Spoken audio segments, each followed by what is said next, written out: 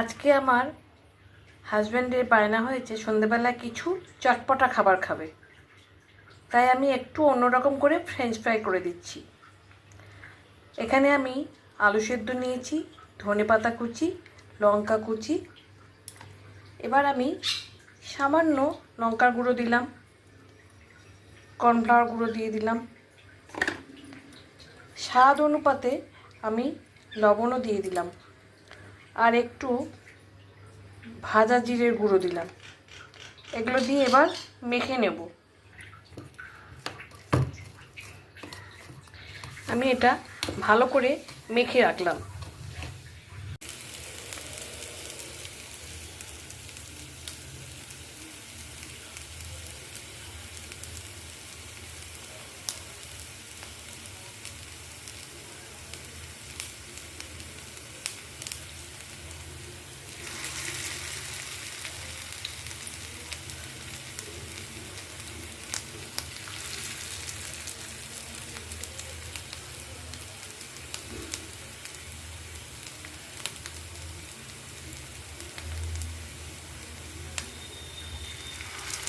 এরকম লম্বা লম্বা করে নিচ্ছি।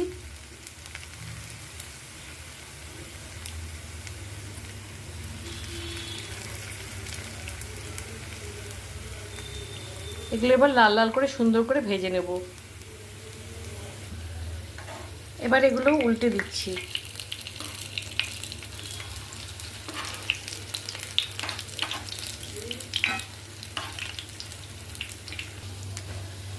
সবগুলো আমি উল্টে পাল্টে ভেজে নিচ্ছি।